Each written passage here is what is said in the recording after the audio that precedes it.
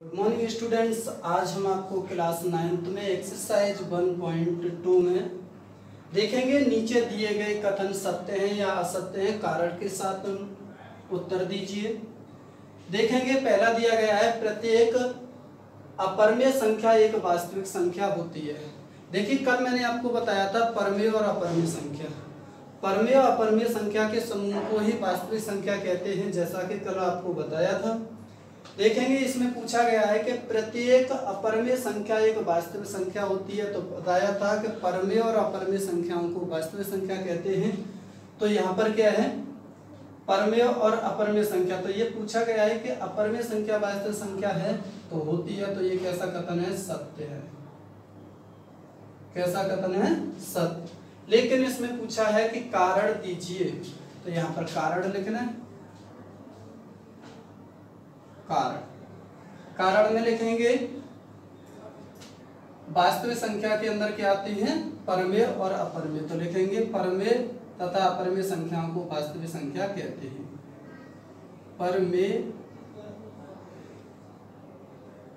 और अपरमेय में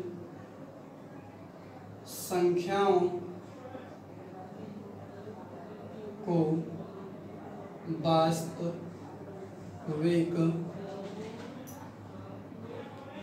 संख्या कहते हैं। देखिए इसमें क्या आ गया कि जो परमेय अपरमेय पूछा है, तो अपरमेय संख्या वास्तविक संख्या के अंदर आती है, तो लिख सकते हैं परमेय और अपरमेय संख्याओं को वास्तविक संख्या कहते हैं। पूछा था हमें कि प्रत्येक अपरमेय संख्या वास्तविक संख्या होगी, तो होगी, प्रत्येक जो भी अपरमेय संख्या होगी वो वास्तविक संख्या कहलाएगी। अब देखते हैं इसका दूसरा पार्ट। संख्या रेखा का प्रत्येक बिंदु रूट m के रूप का होता है, जहां m एक प्राकृतिक संख्या। यहाँ पर जो दिया गया है रूट के अंदर m, ये प्राकृतिक संख्या। इस प्राकृतिक संख्या के अंदर कौन सी संख्या आ सकती है, आपकी प्राकृतिक संख्या होती है आपकी, कल बताया था, प्राकृतिक संख्या। क्या बताए थे, एक से स्टार्ट होती, 1 2 3 4 डॉट डॉट, ये सभी प्राकृतिक संख्या हैं। इसके अंदर आ सकती है, 1 लें, 2 लें, 3 लें, इस तरीके से हम लिख सकते हैं। तो पूछा है संख्या रेखा का प्रत्येक बिंदु m के रूप का होता है, जहां m एक प्राकृतिक संख्या है। तो प्रत्येक संख्या नहीं हो सकती, जैसे 1 का वर्गमूल लेंगे तो 1 होगा, और 2 का वर्गमूल लेंगे तो ये √2 होगा। तो ये तो हो जाएगी हमारी परमेय संख्या, और ये होगी अपरमेय संख्या। जैसे √3 लिया तो ये भी आपका क्या होगा, √3, तो ये भी क्या है, अपरमेय। और जैसे मैंने यहाँ पर √4 लिया तो ये होगा 2, तो ये होगा हमारा परमेय संख्या होगा। तो इसमें पूछा है प्रत्येक बिंदु नहीं हो सकता है। देखिए ये क्या है, ये √2, ये हमारा क्या है, अपरमेय, ये परमेय नहीं हो सकता। तो इसमें पूछा संख्या रेखा का प्रत्येक बिंदु √m के रूप का होता है, जहां m एक प्राकृतिक संख्या, पूर्ण वर्ग नहीं होगी। तो ये कैसा कथन होगा, असत्य। असत्य कथन क्या होगा, असत्य। तो यहाँ कारण में लिखेंगे, कारण में लिखेंगे संख्या रेखा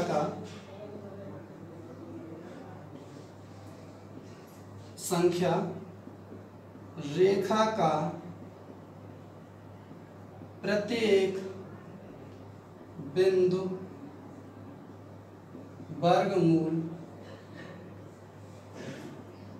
नहीं हो सकता। संख्या रेखा का प्रत्येक बिंदु प्राकृतिक संख्या का लिखेंगे, यहाँ पर थोड़ा सा प्राकृतिक संख्या, संख्या रेखा का प्रत्येक बिंदु प्राकृतिक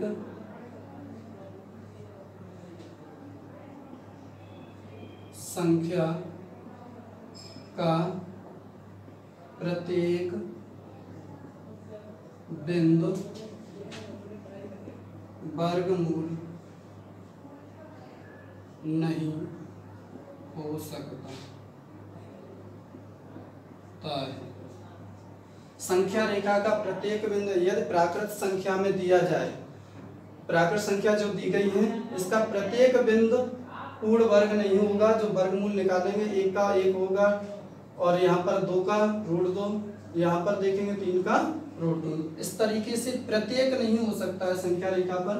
तो समझ में आ गया, संख्या रेखा का प्रत्येक बिंदु √m के रूप का होता है, ये कैसा है, असत्य है। कारण मालूम पड़ गया, कारण संख्या रेखा का प्रत्येक बिंदु यदि प्राकृतिक संख्या का प्रत्येक बिंदु दिया जाए, प्राकृतिक संख्या में दिया जाए तो वह पूर्ण वर्ग मूल नहीं हो सकता। यदि यहाँ पर पूछा जाता है कि संख्या वर्गमूल में दी जाती, जैसे कोई संख्या और जैसे 4 है, वर्गमूल वाली दी जाती 9 है, यहाँ पर आपके 16, इस तरीके से कोई संख्या दी जाती तो ये हमारी क्या होती है, पूर्ण वर्गमूल के रूप में होती है।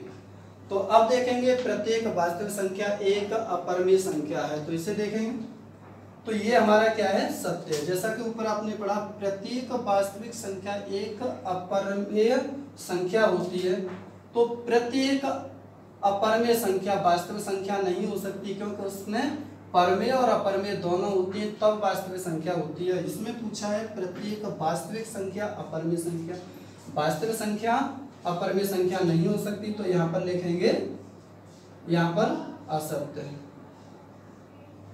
असत्य लिखेंगे क्योंकि असत्य है। यहाँ पर कारण लिखेंगे, कारण में लिखेंगे प्रत्येक वास्तविक संख्या एक अपरिमेय संख्या नहीं हो सकती, प्रत्येक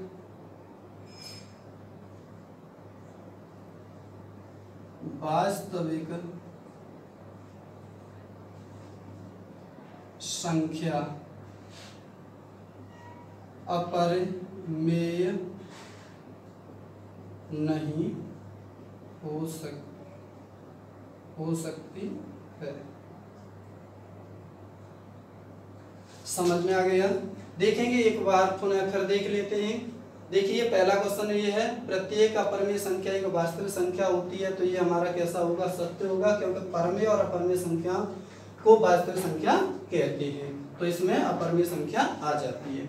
इसके बाद संख्या रेखा पर बिंदु √m के रूप का होता है, जहां m एक प्राकृतिक संख्या है। यदि प्राकृतिक संख्या दी जाए, प्राकृतिक संख्या आप जानते हैं जो 1 से स्टार्ट होती है, 1 2 3 4 इस तरीके से हम रखेंगे, तो प्रत्येक पर √m के रूप में नहीं होगा, क्योंकि 1 का वर्ग तो ये परमेय संख्या होगा और √2 का ये अपरिमेय संख्या होगा, तो प्रत्येक बिंदु एक जैसा नहीं होगा। तो यहाँ पर पूछा है संख्या रेखा का प्रत्येक बिंदु प्राकृतिक संख्या के प्रत्येक बिंदु का वर्गमूल नहीं हो सकता है।